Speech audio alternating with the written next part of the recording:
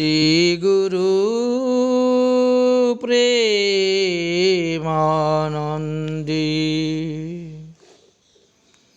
নিতাই গৌর সীতানাথ হরি হরি বল। গুরুবে গৌরচন্দ্রায় রাধিকায় তদালয়ে কৃষ্ণায় কৃষ্ণ ভক্তায় তদ্ভক্তায় নমো নমঃ। সুধী ভক্তবৃন্দগণ, শ্রী শ্রী নরোত্তম দাস ঠাকুর মহাশয়ের বিরচিতা শ্রী শ্রী প্রেমভক্তি নামক শ্রী শ্রী প্রেমভক্তি চন্দ্রিকা নামক গ্রন্থে 43 নং ত্রিপদী পর্যন্ত আমরা আস্বাদন করেছি। এই পর্যন্ত আমরা 20টি পর্ব আস্বাদন করলাম প্রেমভক্তি চন্দ্রিকার। আজ 21 পর্বতে আমরা উপস্থিত হয়েছি এবং 44 নং ত্রিপদীকে আস্বাদন করিবার জন্য। দর্শনেতে তৃণ ধরি দর্শনেতে তৃণ ধরি হা হা কিশোর কিশোরী চরণাম্বুজে নিবেদন করি ব্রজরাজ কুমার শ্যাম বিষভানু নন্দিনী নাম শ্রী রাধিকা রমা মনোহরি শ্রী রাধিকা রমা মনোহরি। হে রাধিকা দীনাং রমানাং মনোহারিণং কৃষ্ণ। প্রেমভক্তির মহারাজ শ্রী শ্রী ঠাকুর মহাশয়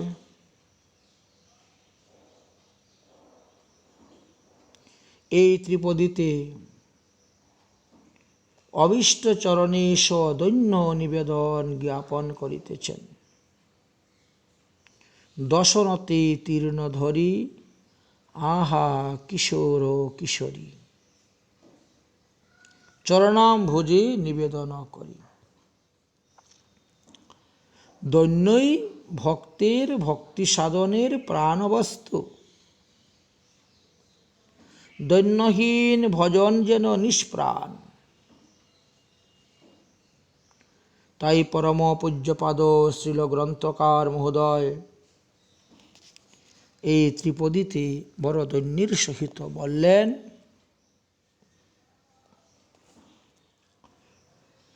দৈন্য হইতে অজস্র প্রেমের অদ্ভুত ভয় এবং প্রেম ইহাতেহ তাদৃশ্য দৈন্যের প্রকাশ হইয়া থাকে। বৃহৎ ভাগবতামৃতেতে এইরূপে দৈন্য এবং প্রেমের পরস্পর কার্যকারণতা বর্ণিত আছে। এই দৈন্যের পরাকাষ্ঠা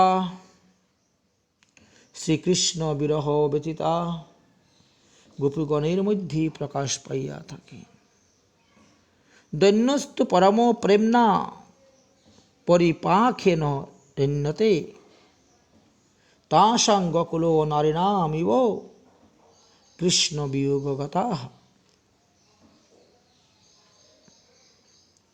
প্রকৃত দৈন্য প্রেমের পরিপাক অবস্থাতে প্রকাশিত হইয়া থাকে। শ্রীকৃষ্ণ বিরহে গোকুল রমণীগণের যে পরম দৈন্য প্রকাশিত হইয়াছিল, উহা প্রেমের পরিপাক দশাতেই হয়েছিল বুঝিতে হইবে।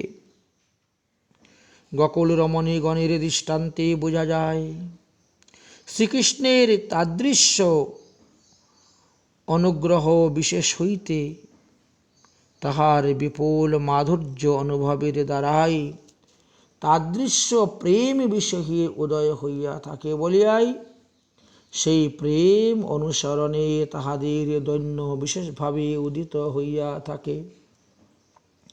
সেই গোপরমণিগণের মধ্যে শ্রীমতী রাধারানী হলেন সকলের শিরোমণি স্বরূপা। তাহার চরণাশ্রিত কিঙ্করীগণের মধ্যে তাহার বিরহে বা যুগল বিরহে তাহার দৈন্য সিন্ধু যৎকিঞ্চিত সঞ্চারিত হইয়া থাকে। যেরূপে শ্রীরূপ রঘুনাথ প্রভৃতি গোস্বামী পাদের অসাধারণ দৈন্য প্রকাশিত হইয়াছে। এই যে গ্রন্থকার শ্রী নরোত্তম দাস ঠাকুর মহাশয়, তিনিও তো শ্রীমতী রাধারানীর পরম প্রিয় কিঙ্করী। তিনি তো ব্রজের চম্পক মঞ্জুরি ছিলেন। গৌর গণোদ্দেশ দীপিকা হইতে আমরা এই তথ্য জানতে পারি। তাই তিনি শ্রী রাধা মাধবীর বিরহে তাহার চিত্তের যে অবস্থা, অসাধারণ দৈন্যতা, তা এই গ্রন্থেতে উদয় করিয়াছেন।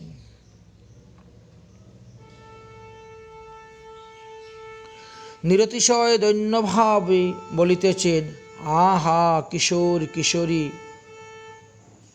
শ্রী শ্রী রাধা মাধব। তাহলে দন্তে তীর্ণ ধারণ করিয়া তোমাদের শ্রীচরণাব্জে কিঞ্চিত নিবেদন করিতেছি।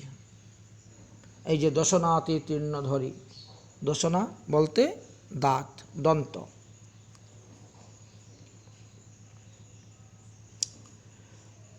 দন্তে তীর্ণ ধারণ করিয়া রাধাকৃষ্ণের চরণে তিনি কিঞ্চিত নিবেদন করিতেছেন। কি করিতেছেন?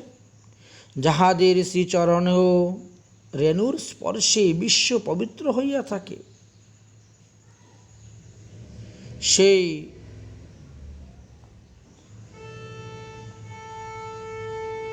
অপার বৃদ্ধ মহাত্মাগণ অসাধারণ দৈন্যভারে তীর্ণচর পশুর নিহায় নিজেদেরকে অতি অধম বলিয়া মনে করেন। তাই তাহারা তীর্ণগুচ্ছ দন্ত ধারণ করিয়া প্রার্থনা করিয়া থাকেন। নিজেদেরকে পশু বলে মনে করেন, অধম, পাপী ইত্যাদি অর্থে। মহাপবিত্র আত্মা মহা অনুভবগণের এতাদৃশ দৈন্য দর্শন করেও মাদৃশ্য জীবের স্বভাবের পরিবর্তন হয় না। এতাদৃশ্য দৈন্য আচরণে শ্রী ভগবানের চিত্ত সাতিশয় বিগলিত হইয়া থাকে। ভগবানের মন গলাতে হলে দৈন্যতা আনতে হবে মনে। শ্রীরূপ সনাতন যখন রামকেলি গ্রামে শ্রীমত মহাপ্রভুকে দর্শন প্রাপ্ত হইয়া তীর্ণগুচ্ছ দন্তে ধারণ করিয়া সকাতরে প্রার্থনা জ্ঞাপন করিয়াছিলেন, চৈতন্য চরিতামৃতে তার উল্লেখ আছে। প্রভু তাদের দৈন্যে বিগলিত হইয়া গিয়ে বলেছিলেন, মহাপ্রভু তখন কি বলেছিলেন? শনি প্রভু কহেন, শুনো রূপদবীর খাস, তুমি দুই ভাই মোর পুরাতন দাস। আজি হইতে দুহার নাম রূপ সনাতন, দৈন্য ছাড়ো তোমার দৈন্যে ফাটে মোর মন। শ্রী চৈতন্য চরিতামৃতের মধ্যলীলার প্রথম পরিচ্ছেদই দেখবেন, 1 নম্বর পরিচ্ছেদই। শ্রীল ঠাকুর মহাশয়ও যেন এখানে সেইভাবে দৈন্য প্রকাশ করে বলছেন, আহা কিশোর কিশোরী। এই বিরহবাচক সম্বোধনে তাহার বিরজনিত অন্তরের আহাকার ব্যক্ত করেছেন এই ত্রিপদীতে। দন্তে তীর্ণ ধারণ পূর্বক শ্রী যুগলের পদাব্জে আহাকারের সহিত যেমনি নিবেদন করতে চেয়েছেন, তেমনি আবার শ্রী যুগলের স্ফুরণও প্রাপ্ত হইলেন। স্ফূর্তিপ্রাপ্ত যুগলরূপ মাধুর্যে নয়ন মন ডুবিয়া গেল। তিনি নিবেদন করতে আর পারলেন না, আর নিবেদন করা তিনার দ্বারা হলো না। শ্রীযুগলের রূপ মাধুর্যী বর্ণনা করিতে তিনি আরম্ভ করলেন। তাই প্রথমত শ্রীকৃষ্ণের রূপ মাধুরী বর্ণনা করিলেন। ব্রজরাজ কুমার শ্যাম, বিষভানু নন্দিনী নাম, শ্রী রাধিকা বামা মনোহারী। হে ব্রজরাজ কুমার অর্থাৎ হে নন্দনন্দন শ্রীকৃষ্ণ, হে নন্দরাজ কুমার, হে শ্যাম, হে বিষভানু নন্দিনী নাম্নী শ্রী রাধিকার ও ব্রজ রমাগণের মনোহারী শ্রীকৃষ্ণ, স্ফুরণে শ্রী নন্দন নন্দনের দর্শনে শ্রী নরোত্তম দাস ঠাকুর মহাশয়ের নয়ন এবং মন যেন আনন্দে মূর্তিমান হয়ে উঠল। শ্রীকৃষ্ণকে শ্রীনন্দনন্দন বলিয়া সম্বোধন করিলেন। যিনি শ্রী অসাধারণ বাৎসল্য প্রেমহীর বলে স্বয়ং ভগবানকে বিশ্বে অবতীর্ণ করাইয়া নিখিল বিশ্ববাসীকে অপ্রাকৃতিক আনন্দ রসে নিমগ্ন করিয়াছিলেন, সেই ব্রজরাজ নন্দর নাম যথার্থ সার্থকতা। নন্দয়তি জগদীতি নন্দাহ, যাহারা আনন্দময় কুমার শ্রী ব্রজ রাজনন্দন। স্ফূর্তিপ্রাপ্তে সেই আনন্দময় পুরুষকে ভালোরূপে দর্শন করিতে চাইতেছেন। ইত্যবসরে দিগন্ত উজ্জ্বলিত করা শ্যামের আলোক নয়নে লাগিয়া গেল। তাই সম্বোধন করিলেন, শ্যাম শ্যাম। অতএব তিনি দেখিতেছেন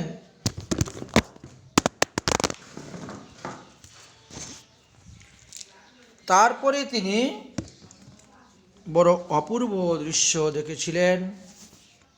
সেই তত্ত্বকথাটাই আমরা এখানে প্রকাশ করি বলব। কি দেখেছিলেন? শ্যামসুন্দরীর রূপমুগ্ধা শ্রীমতী রাধারানী তাহার নয়ন চকুরে শ্যাম মাধুরী আস্বাদন করিতেছেন। রূপমুগ্ধতা তাহার নয়ন মুদিত হয়ে গেছে। তাই তিনি বলেন, বিষভানু নন্দিনী নাম শ্রী রাধিকা বামা মনোহারী। শ্যামের তুলনীয় রূপানুরাগ মুগ্ধা শ্রী রাধারানীর একলা সখীগণকে বলিতেছেন, হেরি মুখ চন্দ্র সুধা রস লহরী, কিরণহি ভুবন উজুর, তিরপিত চাহি চকুরিণী কামিনী, লোচন নিশিদিশি ভূর, সজনী অবহাম না ভুজি বিধান, অতিশয় আনন্দে বিঘিনী ঘটাওল, হেরাইতে ঝরে হে নয়ান, দারুণ দৈব কয়ল দুহু লোচন, তাহে পলক নিরমাই, তাহে অতি হরিষে এ দুহু দিটি পুরল, কেইছে হেরব মুখ চাই, তাহে গুরু দুরুজন লোচন কণ্টক, সংকট কতহি বিথার, কুলবতী বাদ বিভাদ করত কত, ধৈর্য লাজ বিচার, সবহু উপেক্ষী যাই বন পেঠভ, কানু গিমে করি হার, নিরজনে রতি দিবস সুখে হেরব, এহি দুঠালু সার, কি কহব আন ধর্ম করম মত, জীবনহীন জনু দেহ, গোবিন্দ দাস ভন, মনোরথ মোহন, মিলনে কিয়ে করু কেহ।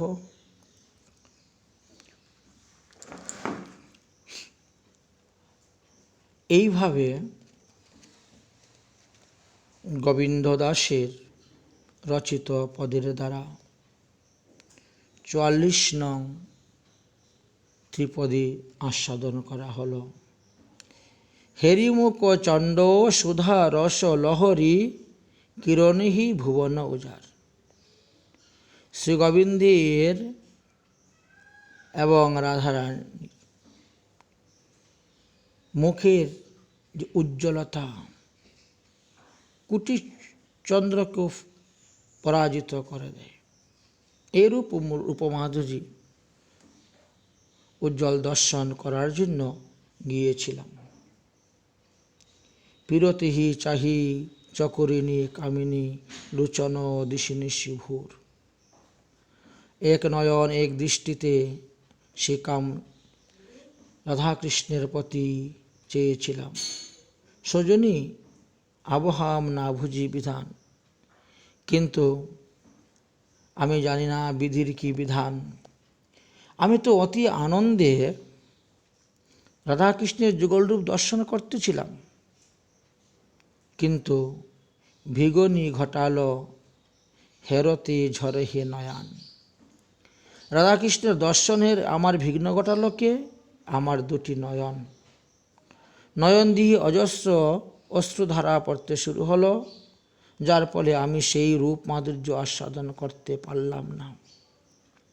দারুণ দৈব কলয় দুহুলোচন তাহে পলক নিরমাই। ভগবান দুটি চোখ দিয়েছেন, কিন্তু তার উপরে আবার পলক দিয়েছেন। পলকটা বারবার চোখটা বন্ধ হয়ে যায়। ভগবান রূপ দর্শনে আস্বাদনে মুগ্ধ হইতে পারি না।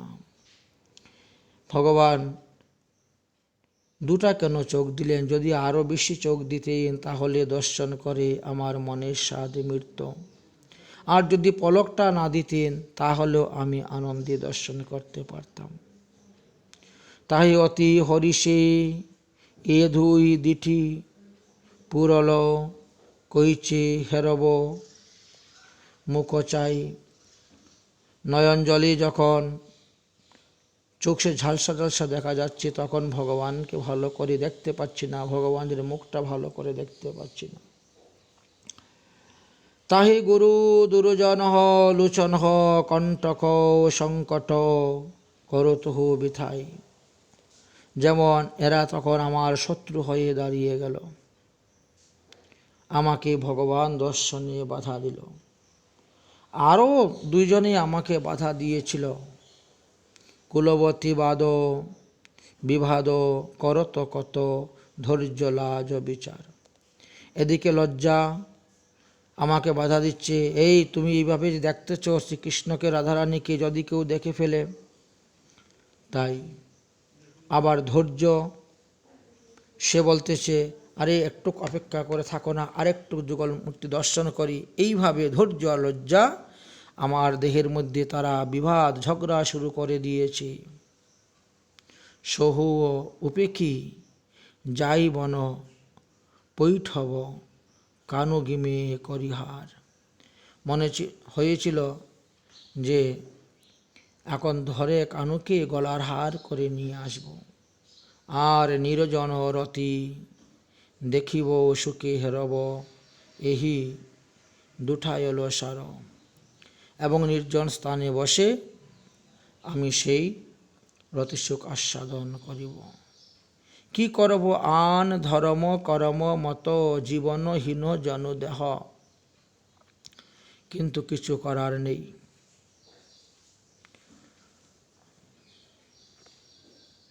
এইভাবে গোবিন্দ দাস তিনি তিনার মনের আবেগে এই পদটি রচনা করেছিলেন, যে পদের সঙ্গে নরোত্তম দাস ঠাকুর মহাশয়ের এই ত্রিপদীর সুন্দর মিল পাওয়া গিয়েছিল, তাই এখানে আস্বাদন করা হলো। তার পরবর্তী ৪৫ নং ত্রিপদীতে নরোত্তম দাস ঠাকুর মহাশয় বললেন, কনক কেতকী রায় সে মহ মকতরকাই দরফ করুচুর নটবর শিকরিণী নটিনীর শিরোমণি, দুহুগণে দুহুমন ভূর। এই অপূর্ব তত্ত্বকথা আমরা আগামী পর্বে আস্বাদন করব। নিতাই গৌর হরি বল।